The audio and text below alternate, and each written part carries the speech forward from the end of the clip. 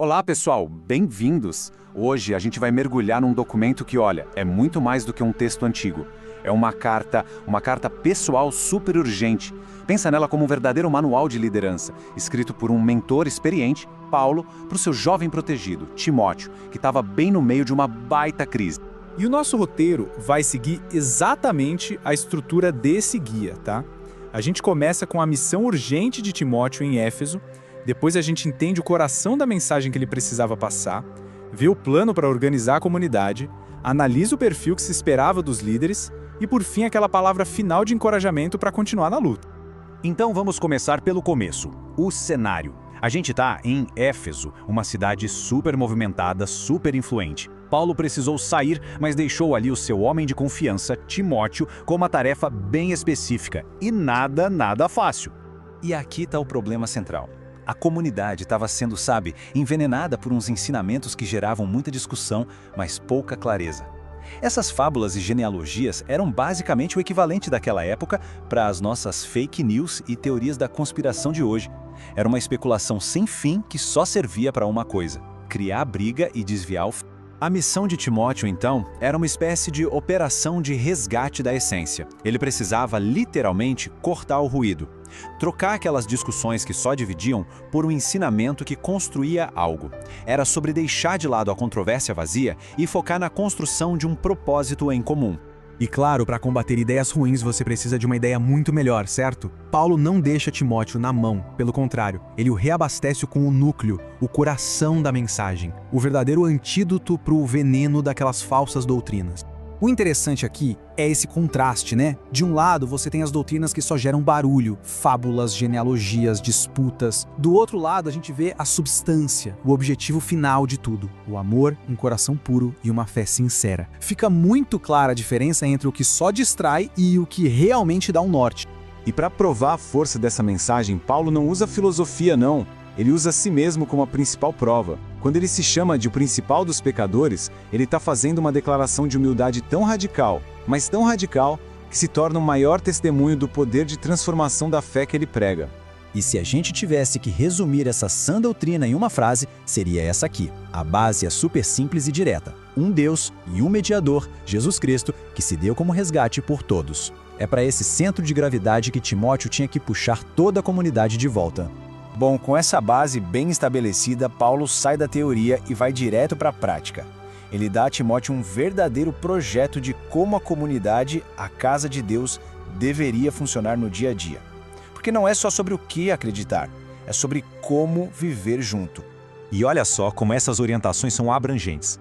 Elas vão desde a responsabilidade cívica, orar pelas autoridades para ter paz social, até a ética do dia a dia. O foco é sempre no caráter, nas boas ações como um verdadeiro enfeite, e no respeito entre as pessoas. É, na prática, um manual para criar uma cultura organizacional saudável, baseada em dignidade e cuidado. Isso aqui é brilhante, porque ilustra um nível de organização que eles tinham. A comunidade tinha um sistema de seguridade social muito bem definido. Não era uma ajuda aleatória, não. Havia critérios claros para garantir que o apoio ia para quem realmente precisava e que de alguma forma já tinha contribuído para o bem do grupo. Era um sistema de responsabilidade mútua, sabe?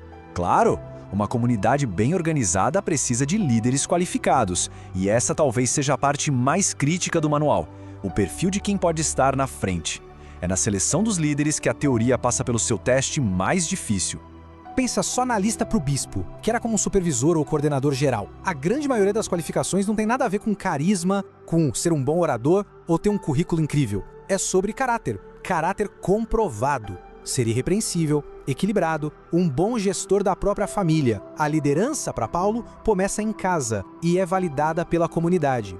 É um lembrete de que competência sem caráter é um perigo. E o mesmo padrão se aplica aos diáconos, que eram os líderes de serviço, responsáveis pela parte mais prática. De novo, a ênfase é total na integridade, na honestidade e na moderação. E repara nessa palavra-chave: provado. A liderança não era um cargo que se conquistava, mas uma responsabilidade que era dada a quem já tinha um caráter testado e aprovado. E para fechar, Paulo encerra a carta com uma seção que é metade alerta, metade encorajamento. É o mentor dando as últimas instruções e aquele empurrão final para o seu discípulo encarar os desafios que vêm pela frente. Esse aqui é um momento de mentoria muito poderoso. Paulo já meio que prevê que a idade de Timóteo podia ser usada contra ele. E a solução não é se impor na marra, mas pela influência. Ele basicamente diz, não deixa que te diminuam. Sua autoridade vai vir do seu exemplo. É uma lição de liderança atemporal. Modele o comportamento que você espera ver nos outros. E então vem uma das advertências mais famosas da história. Paulo aponta a cupidez, ou seja, o amor ao dinheiro, a ganância, como a raiz de um monte de problemas. É um alerta direto contra aquela cultura de querer ganhar a qualquer custo, que pode corromper a missão de qualquer líder e de qualquer organização. A solução para esse perigo, como fica bem claro, é uma reorientação total da confiança. A aposta não deve ser na instabilidade da riqueza material, mas sim na constância de um propósito maior. No fundo, trocar uma segurança que é falsa por uma que é verdadeira. E para os ricos, o conselho não é de culpa, mas de ação. A riqueza em si não é o problema, o amor a ela que é. Então, a instrução é simples. Use os recursos como uma ferramenta para o bem, para a generosidade, transformando capital financeiro em capital social, em um legado de boas obras. E é assim com essa chamada épica que Paulo conclui. A missão inteira de Timóteo, corrigir, organizar, liderar pelo exemplo, tudo isso é resumido nessa imagem poderosa, um bom combate.